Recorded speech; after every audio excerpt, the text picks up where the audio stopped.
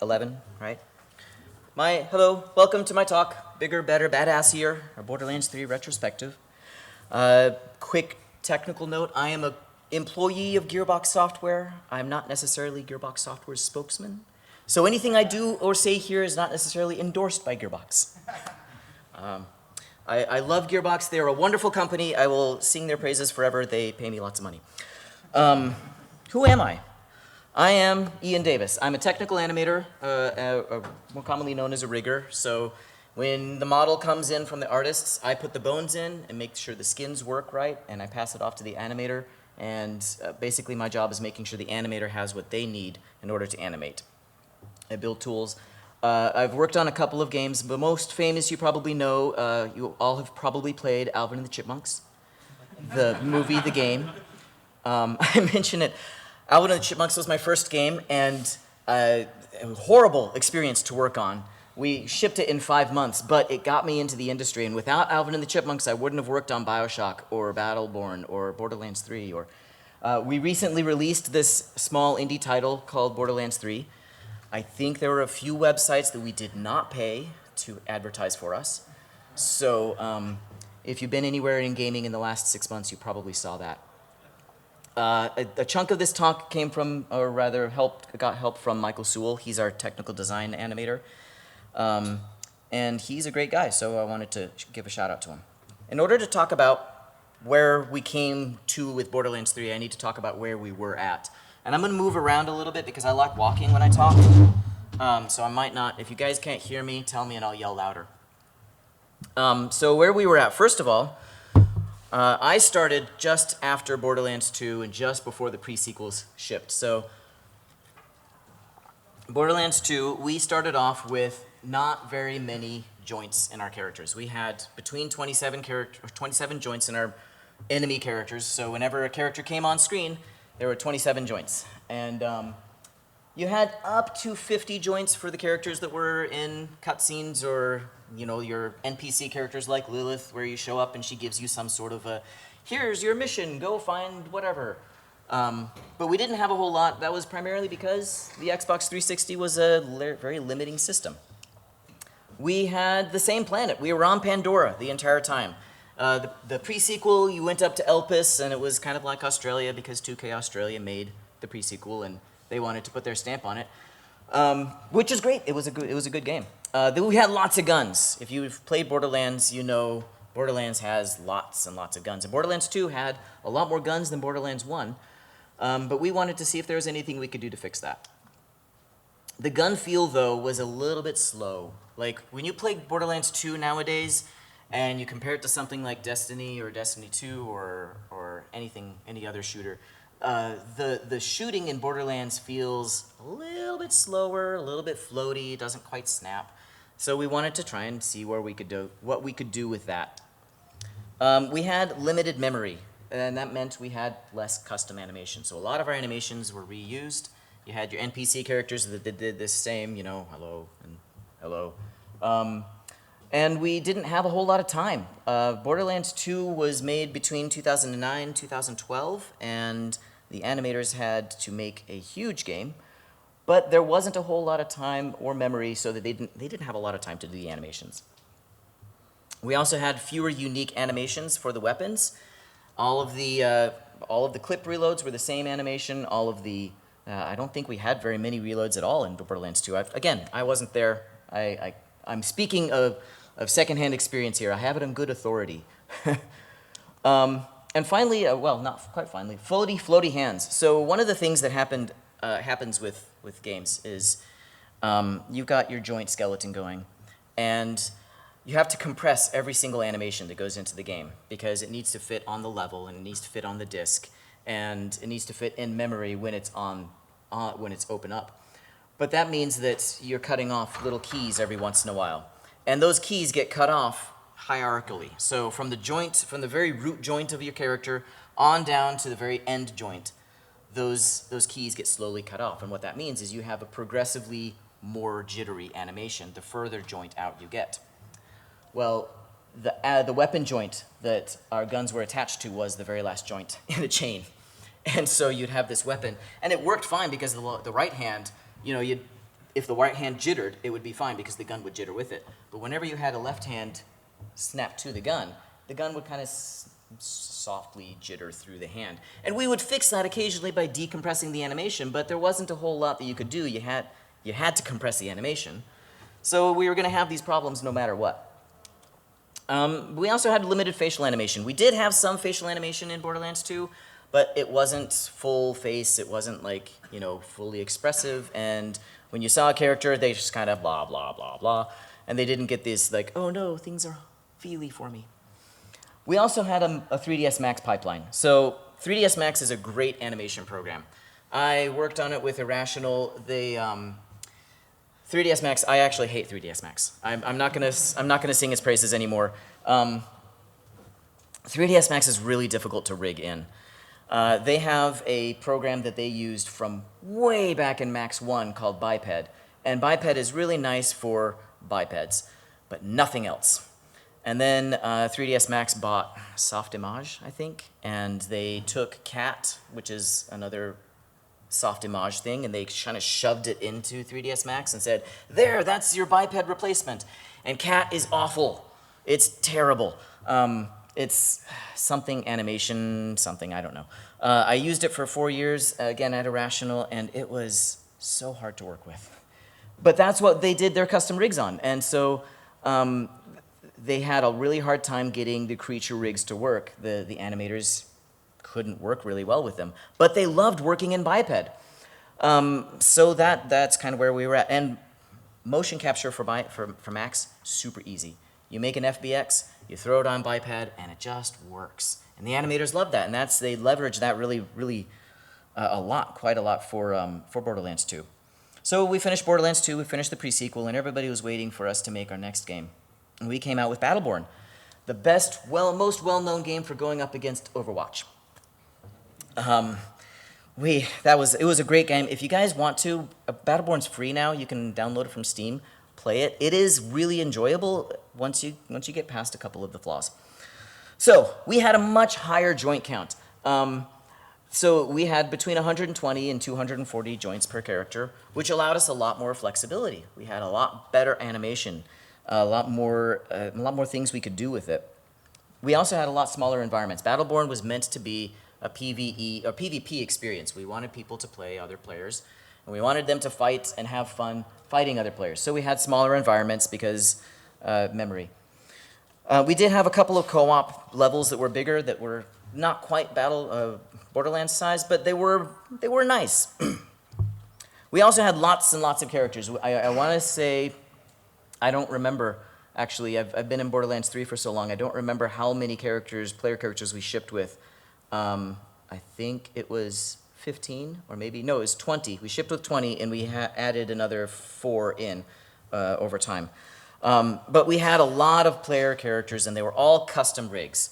And we didn't have a lot of time to animate them in. Like I said earlier, multiplayer focused.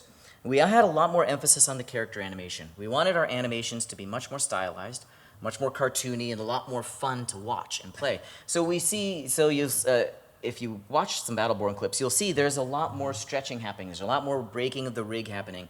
We put joints in all of the swords so that the animators, when they swung the swords, you could smear and get some really cool blur effects and smear screens. And we wanted to push that cartoony look as best we could because we had the ability to, and we wanted to kind of see where we could go with stylization. And we also had a new facial rig. It didn't take a whole lot, it didn't get a whole lot of work in Battleborn. We don't have a whole lot of full-on lip sync going on in Battleborn. We don't have a whole lot of, sit down and talk to a character face-to-face. But we did have a full facial animation setup and a full facial rig, and we really leveraged that experience into Borderlands 3. We also had a dedicated optimization technical artist. This made a big difference, and I make mention of this because this, going into Borderlands 3, made a huge difference for us. So an optimization guy is the guy who sits down and says, okay guys, your level is taking up too much memory. It takes too much memory and we're not hitting the FPS that we need, so you need to make the level smaller, make it run faster, or hey, character team, your characters are taking up too much memory. And he would send out a list of what was taking up memory and where it was taking up memory and why it was taking up memory. And that gave us better targets to hit for our next game. We switched to Maya. Maya is a wonderful program that doesn't have any problems of its own, I'm sure. Aside from crashing occasionally. So with Maya, we had the ability to make fully custom rigs, which was amazing. We were able to make all these wonderful, beautiful rigs with 240 character bones in them and then hand them to the animators and have them say, there's too many controls. I don't want to animate all of that. We had better creature rigs, and it was a lot more flexible to animate with. But the animators had to, there was a huge time investment on the animators' end and on our end. We had to build up the tools from Max. There's a big difference between Biped's ability to animate and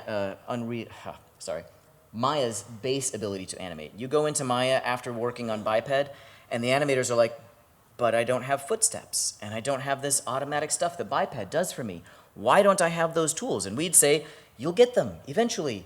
Just wait, work with us. And they were like, but I don't want to. I hate animators. I love animators. I wanted to be an animator. I didn't have the ability to. So there was a huge time investment, and we had a limited rigging tool set to begin with. So again, all of our rigs were hand-built. Like when we have an IK, you have your left-hand IK and your right-hand IK. We had to rebuild all of those individually for every single rig. It took a lot of time, and it told us we needed to change the way we did things. And we had to rebuild the mocap pipeline. Our motion capture pipeline for Maya was, well, we had a dedicated motion capture artist, motion capture technician. He built a whole bunch of scripts to get it into Maya, but it took a lot of time to rebuild that pipeline. So that's where we were at. That's where we wanted to be with Battleborn and Borderlands 2. And we decided we wanted to make another game. And everybody else wanted us to make another game. They all said we want to go there as well. So how did we want to do that? What do we want to do? We wanted to make sure that we had more environments. The promise at the end of Borderlands 2 was that you have more planets to go to. If you've played Borderlands 2, at the very end, spoilers, the very end, you open up the vault, and the vault key opens, and it shows the galaxy, and there's all these different worlds that you can visit. And we say, yes, you're gonna be able to go to more places than just Pandora. We wanted more gun variety. Yes, we had lots of guns, but we didn't feel like we had enough guns.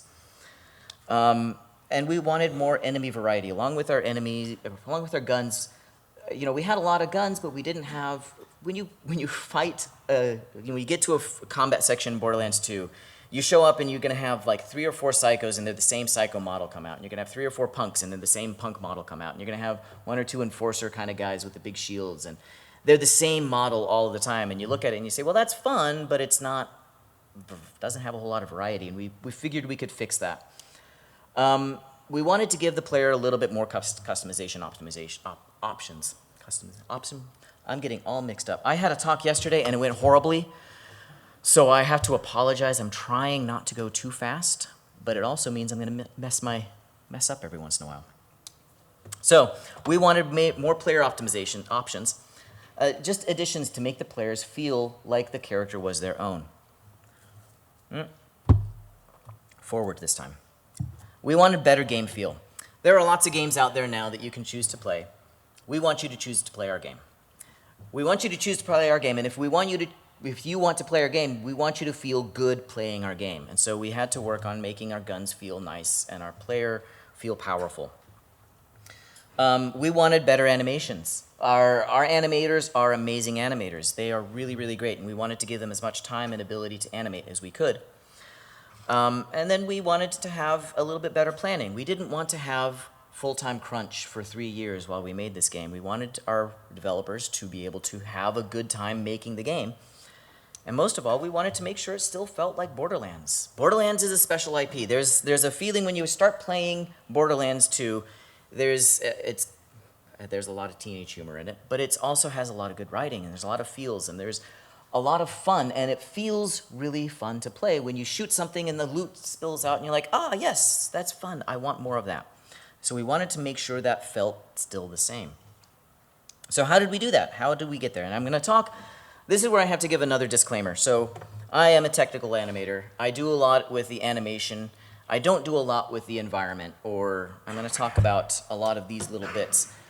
I don't have a whole lot of experience with game feel. I can tell you some of the general things we did, and I'm going to say, we wanted to have a better game feel, or we wanted to have better environments, so we did.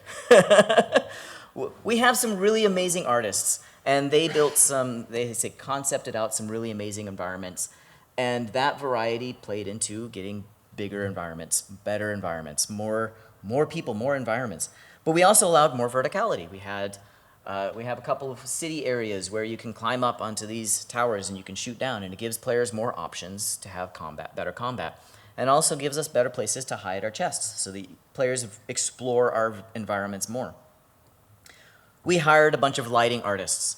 So Borderlands 2 did not have, as far as I'm aware, I could be wrong, so I may be corrected in the future, but I don't believe we had any environmental lighting artists. We had people who were level artists who knew how to light the level, but we didn't have anybody come in and say, hey, this is what it's going to look like when we've got some point lights and some background lights and make the level look beautiful both in daytime and in nighttime. We also got some really amazing shader artists, and we just threw people at these problems. We got better rendering options. One of the biggest things that changed was we went from Unreal 3 to Unreal 4. This was a change that happened early on in the process, and it was a change that caused not a little bit of concern because nobody had really worked in Unreal 4 in our studio. There were a couple of people who had been, but there wasn't a widespread knowledge of Unreal 4. And what we had previous Unreal 3 was good, but it didn't feel like it was going to be good enough. So we made the change to Unreal 4, and that required a little bit of ramp-up time, but in the end, it gave us better rendering options. We started being able to do HDR and 4K and all of the things that Unreal 4 offers out of the box. We had a couple of problems to solve. We needed to keep the players in the world because we had new options for the players to move around. We needed to make sure that the world was built so that they couldn't fall out of the world. We need to make sure the maps were understandable. We didn't like it when players got lost and didn't know where they were going, so we had to have UI people come in. We had to have the levels built so that they were understandable and easy to grok. And we had to make travel faster. There were a number of quests in Borderlands 2 where you'd show up and you'd get to the quest giver and they'd say, okay, I need you to go all the way across the map and pick up something, and then bring it back to me. And you'd go all the way across the map and you'd pick up something and you'd bring it back to them, and they'd be like, great, I got this thing, but now I need you to go all the way across the map and pick something else up. And we wanted that. That wasn't a good player experience. People were like, but I'm running across and I'm not doing much. I'm not fighting. I'm not getting new guns. I'm just running this fetch mission. I don't want to do that. And so when we made fetch missions, we also decided we wanted to make the travel a little bit faster. So we have new environments. We had these amazing lighting artists and these amazing level artists come in and make just amazing artwork. I could never do this. Which is why I got this stuff from them to show off. But we had the ability, we wanted to be able to show people that there's more to the Borderlands universe than just Pandora, and there's more places for us to show up and for the players to explore. And then we've got the neon techno. This is Promethea. This is the second planet you visit. And you can see we've got a lot. We've got spaces down here where players can go. We've got places you can climb up here. There's a hidden chest right down there, and there's something right up there. There's a little COV radio tower that we've got to stop because it's got annoying music. So how we got their gun edition? We had some guns. We had a couple of guns in Borderlands 2, but we wanted more. We wanted so many guns. And we wanted more guns, we wanted more variety in our look, and we wanted more variety in how the guns performed and felt.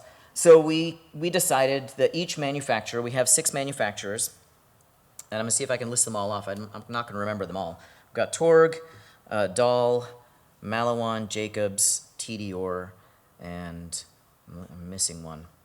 I know there's 6. It'll come to me eventually. But each gun manufacturer, between the 6 manufacturers, each manufacturer manufactured between 3 and 4 different types of guns. Your handguns, your SMGs, your shotguns, your assault rifles. And each one of those weapons had between 30 and different pieces that we created. So art came to us, gun art came to us, and they said, you know, in Borderlands 2, you could put your handgun here, and you could put your handgun here, and that was it. You couldn't move. Like when we told Art, you need to make new guns, they said, okay, where can we make the guns? And we said, there and there. That's where you can grip your guns, because that's where our animations grip the guns. And Art came to us and said, we don't want to do that. And we said, but why? It makes it easier for us. And they said, gun variety, we want more guns. And so we said, okay, we'll figure a way out. So we did. We had a lot of variety in gun manufacturers. So we had some people who were specifically just there to make the guns better. And Jet Serret is one of the guys who worked on the guns. And he decided that, or maybe it wasn't just him, but as a group, they decided that each manufacturer had a unique attribute to add to the gun. So if you pick up a Jacobs gun, the Jacobs gun have a special crit. So when you get a crit, it shoots a bullet out to somebody else. TDR guns are your Walmart brand special guns. They don't like to be reloaded, so you just throw them out and they blow up. Dahl is my favorite type of weapon. It's the military style. It's very tight, very close quarter combat kind of shooting, but they don't have shotguns. However, they don't have a very wide spread and they're very accurate. So I like playing with those guns. And we wanted players to be able to pick their favorite kinds of guns and favorite kind of play styles so that they could play the way they wanted to play. And that led us to a wide variety of effects and gun feel use. So each part determines what happens with the gun. And there were a number of things we had to solve. We had 33 different types of guns. And each gun had up to 10 different grips. So we had to figure out ways for our animators to be able to animate all 33 different types of guns and the different kinds of grips that we were able to use. We figured out how to get rid of compression errors by not having it be off of the very end joint. We've got a joint now that is its own dedicated weapon joint. And we had a lot of gun animations, and we had so many guns. So this is just one. So we've got the Vladov sniper here. There's 3 configurations there. That's all the pieces that went into the gun model. And most of those are animated or rigged in some way or another. Not just that, we had so many guns. People, we had so many guns, so many guns. We had a rigger who was dedicated to just rigging all of the guns, and she did a great job. And we had animators who were just dedicated to making sure the guns felt awesome in first person. And I'm going to talk less about guns now. We're going to talk about enemies. So enemies, we had this awesome system for making a variety of guns. Why don't we use that for our enemies too? So we started leveraging some of the systems we'd already built for enemy variety as well. And that allowed our designers to be able to go hog wild with all the kinds of things that they wanted to do. So our designers really like to break stuff. They like to make things look fun and interesting, but we don't like to animate every single unique thing that gets out there. So we tried to come up with a way so that the animators could get a basic level of, awesome animations, and the designers were able to get a basic level of awesome different looking enemies that they could work with. And that provided a lot more variety for the players. And they're not shooting endless clones, which is great. We like variety. It also allowed a lot more variety for our bosses. So our mini bosses, the first mini boss you meet in the game is actually a psycho, but he doesn't look like your normal psycho. He's got this giant arm on this one side and this tiny little arm on this other side, and all of that scaling gave our animators nightmares and gave us rigging artists nightmares. But it worked. We got it to work, and the animators, or the designers, made the fight feel really awesome and made that character feel really great. And then when you meet him in the future, you're like, oh, this is the same kind of, I've already fought him, he's awesome, but there's more variety, we can do more with it. And then we actually had a designer come in, and Matt Cox actually came in to do all of our vault design bosses, and he designed these really great boss fights. And so we didn't have these, at the very end, you see interesting boss fights. We have more interesting boss fights that have these phases. So we started going with the more, your Nintendo games where you have the 3 phases of a fight and the boss would change every phase. We started taking more of that interest and making our bosses have a little bit more fun. We had a lot of fun with cloth iteration and a lot of scaling. Again, our designers like to break things by scaling stuff, and that doesn't work well with partial ragdoll or any kind of procedural generated stuff. Scaling tends not to work as well. So we had to build a couple of systems behind the scenes that took all the scaling into account and made it feel better. So when you guys played it, it didn't break and throw things at you and make your game experience bad. And so this is the Tink. You can see he's got this bomb set right here. Actually, that's his grenade set, and then he's got his bomber set right there. And we set it up so that at runtime, at runtime, what would happen is if the tink was a specific type of tink, it would pull from any one of these sets, and it would say, okay, I need a tink, and give me a tink. And the system would say, all right, here's 15 different pieces that'll fit on the set, and it'll automatically generate it when it gets spawned. And so we were able to get a lot more interesting variety with the enemies, so that if you felt better about it. Here's some more awesome artwork. I love showing off the artwork because it's beautiful. We have some really great artists. I rigged this lady, the psycho female. Damien Kim did the art for her, the high poly model, and all these little pieces. And you'll see like she has different kinds of pants that she can wear. She has different shirts, different hairstyles, and so we are able to give a lot more. Well, like I said before, a lot more variety. Have you all played Borderlands 3? Do you want spoilers? Yes, no? Okay. So the next set of pictures is a spoiler. But again, it's beautiful artwork. I love showing this stuff off. So you can see right here, tiny, that's the player character right there. And this is one of the bosses. Really awful to fight boss. And that's Troy. He's one of the main bad guys. I rigged him. So player customization. How do we make the players be able to customize their stuff? How do we make it so that the players are having fun and can make their character themselves? One of the things we kind of limited ourselves with is the same basic limitation that Borderlands 2 had. We didn't want the character's base body to change a lot because that was the character we felt we had made. So your Amara character isn't going to change a lot from her jacket and her pants. But we wanted to be able to change the heads a lot, and we wanted to allow a lot more material variation. So we tried to give as many options as we could within the limits that we had, but this also included guns. We decided guns are arguably another character within the game, so why don't we allow players to be able to alter those a little bit? And so we have some optimizations or options for customizing the guns. We have an amazing material artist. His name's Brian McNett. He did a lot of these materials that are actually animated, so you'll see them moving on the character as the character is moving around or on the gun. And we started putting weaponry. The problem being that if we changed anything in the rig and re-exported, then those material IDs had to be rebuilt in Unreal. So we had to come up with some ways to figure out how to make sure material IDs stayed through the material ID or through the character export process. So whenever we updated the character, it would keep the materials. That's Amara. She's my favorite player character.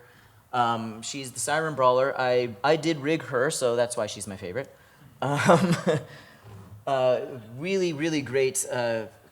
Amanda Christensen did a fantastic job with all of the concept art for her, and she was a really big proponent for making sure the character came across as she intended. And Matt Link did the model for her, and did an amazing job. He's a great artist. This is Brian McNett's work. So you can see here you have this base level material right there. And then he set it up so that the materials could have different optimizations. So you've got this guy with this pink kind of blobby stuff falling down. But you've also got glowing bits here. And Brian McNett was able to set up the materials so that we could get all of these different little glowing bits and all these different little material things so that the player characters felt more awesome. This is Zane. He's my second favorite character because I rigged him too. And then here's some heads for Flack. So game feel. How do we make the game feel better? Well, we hire people to make the game feel better. We had a couple of people come in who studied other games and played other games a lot and made sure that the game felt good to play. They spent a lot of time shooting and looting in other games and figuring out what they did to make their guns feel good, and figured out how we can help the players feel good in our game. We added a lot of player mobility. So our players can slide now and they can start mantling, and this creates a lot of problems for our level artists, but it makes the players feel awesome. I love playing Borderlands 3 because you can start running and then you slide and then run and then slide and then run, and you feel like you're going a lot faster. And it feels really fun. We also added more fast travel options. Again, we didn't want players to have to travel all the way back to pick up tchotchke A and bring it back to player B. So we added the ability to fast travel anywhere on the map. So you can open up your map and fast travel back to your bases very quickly. And then we also had a dedicated UI team. This started actually in Battleborn. We had a number of programmers come on who were specific to the UI. We had a couple of artists come on who were specific to UI, so that people could understand what was going on in the game, and they could know what was going on better. Wow, I just repeated myself. I'm sorry. New mobility meant more testing for the environments. Again, we didn't want players getting out of the environment as much. We didn't want players finding ways to break the game, so we had to test a lot more. We also had to get the weapons to feel right, and this was one of those subjective things that, like, how do you make a weapon feel right? You got to make sure that the reticle snaps right to the enemy characters. You got to kind of predict where the player is going to be going. You got to make sure there's a lot of things that go in there, and unfortunately, I don't know. I know that we had some guys. Chris Strotz was actually the lead for that design team, and he did a really great job. Our guns feel way better in Borderlands 3. Animation. So I can talk a little bit more about animation because that's what I know. One of the first things we did was we created an auto rigger. We have so many characters in Borderlands 3. We could not rig them all the way we did in Battleborn. We couldn't spend 3 weeks rigging each and every character because we would never be able to ship the game. So we built an auto rigger. We had a dedicated tool scripter. Ryan Metcalf actually became our dedicated tool scripter for the animation team, and he built this auto rigger that allowed us to build rigs very, very quickly. And that got the animators working quickly, which allowed the designers to work more quickly. We also started out with the mindset, we knew, like I said earlier, we knew the designers and that art wanted as few limitations as possible. And so we went into it knowing that. We went in knowing that they would want to do scaling, so we tried to figure out scaling right offhand. We knew that they would go in trying to kit bash different characters together, so we went in knowing that right offhand. We tried to make it so that the rigs were flexible enough to support the designers where they needed to be supported. We have a shared first-person animation rig, so all of the player characters, when you're shooting from first person, that's the same rig. And that saved a lot of time. A lot of animation can be saved just by making sure there's shared sets throughout the entire game. Let's see. Shared head topology. This is something actually that a lot of other games started doing years back. We couldn't do it in Battleborn, but it's something we had been looking forward to doing. All of our characters had the same head topology. That means the same vert order and the same vert count. So if you, for example, in Uncharted. If in Uncharted, Nathan Drake has the same head as every other character in that game. If you morph them between each other, they are the same exact head. And that allows you to save a lot in skinning. It makes rigging and skinning go a lot faster because Lilith and Tannis and Hammerlock and all of our other characters, they all share the same vert order and same vert count. We didn't have to rig Tannis's head we didn't have to spend as much time rigging Tannis's head because we spent all that time actually on Mose's head. And Mose, we spent 3 weeks rigging her face and her head. And then all that work was able to transfer onto all of our other characters. And we also started doing cinematic cutscenes. So we have a great lead animator. His name's Kent Alfred, and he comes from movies, and he wanted to do more cinematic scenes. So he started pushing for more cinematic scenes, and this is also something that helped with our story. We have a narrative team. They wanted to have more cinematic cutscenes, and so we were able to build a lot more of a process for allowing cinematic cutscenes to be made. And we had problems to solve. There were a lot of problems with the cinematic pipeline. First one being that writing is tough, and you don't have the full story when you start a game, and you're kind of building the bike as you get into the race. So we had to build our cinematic pipeline while we were working on this, and we hired a cinematic layout artist so that he could do all of the camera angles. We had a massive amount of animation required, so we needed to save where we could, and that meant we had to start sharing skeletons and animations wherever we could. And a lot of this stuff came in late to the game because we were looking at it and we're like, well, we've got all of these things left we want to do. How are we going to get this all done? And we had a lot of characters. This isn't even all of them. This is a portion of the characters we had to get into game and rigged and animated. There was a lot of stuff. Borderlands 3 is huge. It's a really, really big game. Planning edition. This is the fun part. This is not the fun part. This is all about producing. We wanted to plan better.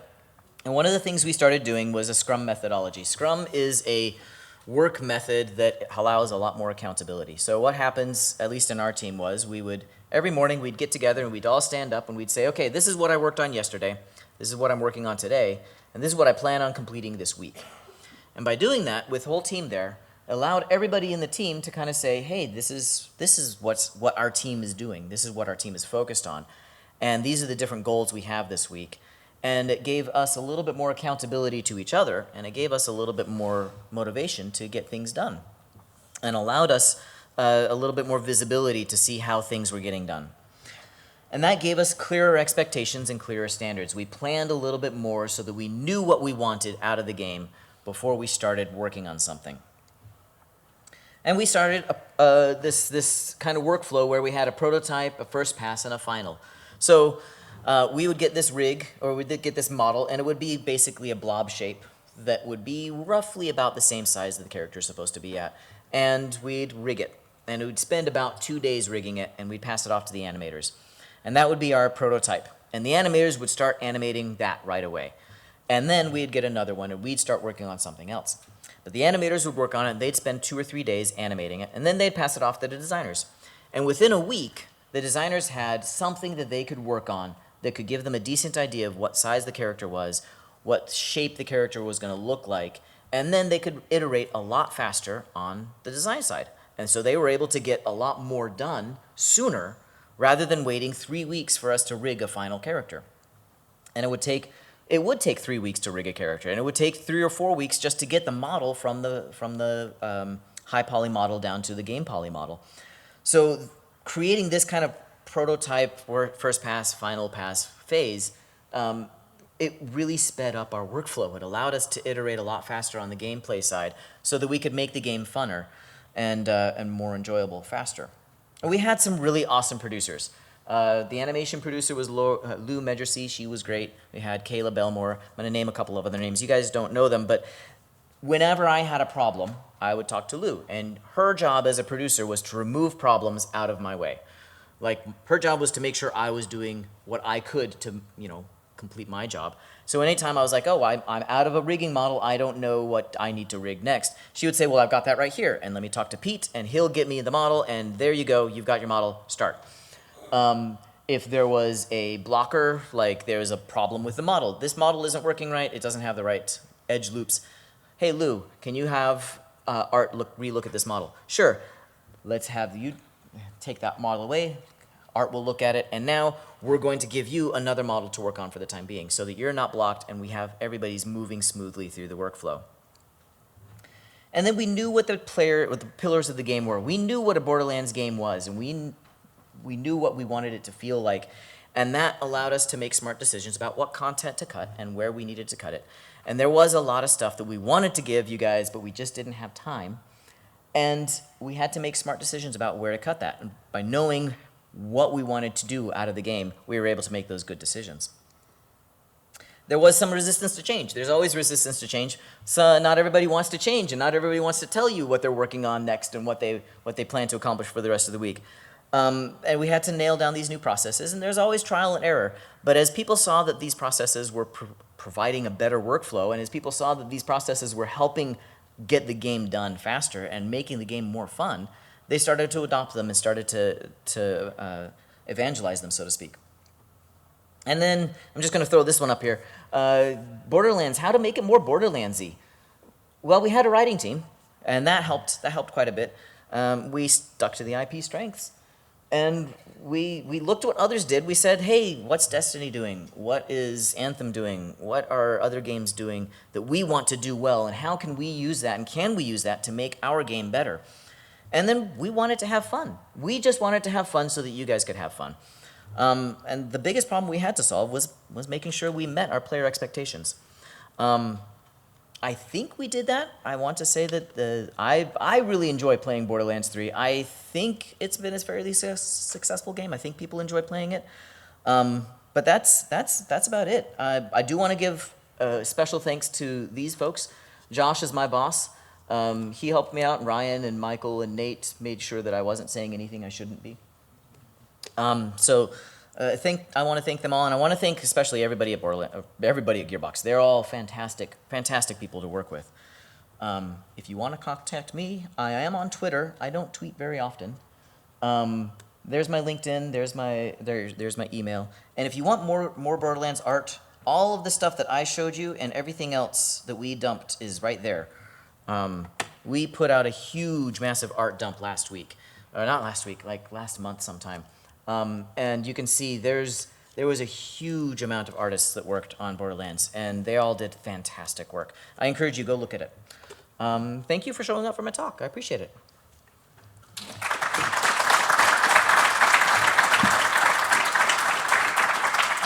There's about 4 or 5 minutes left. If you guys have any questions, I can answer some things.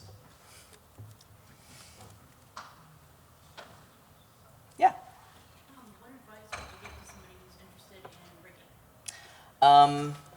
I would find somebody who makes models and get them and rig them. Python, learn Python. That's something that every rigger I think should know. And skinning. So a lot of times we can teach you the tools. We can teach you how to use Maya. We can teach you how to use Max. We can't quite teach you how to skin something properly. That's something that you learn as a process. And if you think of it as a process, it makes it a lot easier to learn. Like, you start at the end, you work your way inward. As long as there is a methodology and you're constantly critiquing your work and providing and getting other people to provide feedback, you're going to get better at it. Yeah? Does rigging include shape keys? Yes. Yep. So rigging can include, if you're especially in any kind of animation, like animation heavy, not game content, morph targets and all of that, that's going to be a lot more important for a rigger to figure out how to do. Yeah. I'll get to you in a second. I saw her first. I'm sorry. Sorry. Yeah, it's all right. It's all right. What was your kind of career path leading up to Gearbox? So I first wanted to be an animator because I saw Diablo. That was my first. I was like, oh, somebody animated that, and somebody got paid to animate that. I would like to do that. And so I went to CCAD to learn how to be an animator, and I learned that I could not be an animator. So animators have an attention to detail and a desire for movement that I just didn't have. I wanted to automate it. I really wanted to automate it. So I learned how to do rigging, and my sister happened to be living in Utah, and she happened to know somebody who was working at a game company, and he knew somebody who was working at another game company who needed tech artists. And so my sister got me in contact with that person, and I called, his name was John Kilborn. I called this guy up, and I was like, hey, John, I'm a rigger. I just graduated. Would you like to hire me? And he's like, oh, I'd love to hire you, but we're not hiring anybody just yet, so call me in another week. And so 3 months went by with this constant email back and forth. And I finally called him up, and I said, look, I'm going to be out in Utah on Thursday. Do you want to have me in for an interview? And he's like, oh, you're flying out here? We don't have to pay for it. Yes. And they hired me, fortunately or unfortunately. The Sensory Sweep was a company that I worked for. But that's how I got into games. I was introduced to somebody who knew somebody. So if the more connections you make, the more likely you are to be able. Yes, in the hat. What specific software are you using Python for? I use it for Maya, for rigging. It helps us with our tools. We build a lot of tools in Python because it is much faster and easier to iterate in. So Maya's pretty well integrated in with Python. I believe Blender's pretty well integrated with Python. Yeah. It has the scripting tool like built in right out of the gate. Yeah, exactly. The thing about Python is that it is something that can transfer very easily to other applications. Yes? Were all of your enemy variations or different costumes, were they all like a single mesh that you were rigging and binding to a single rig, or do you have like different things connected to them? So they were all a single rig. Okay. They were separate meshes bound to the same rig.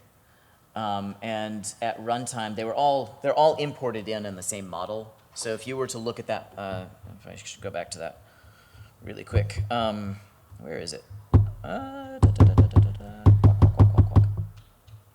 So right there. So all of these, if you look at this character in Unreal, every single one of those meshes is visible.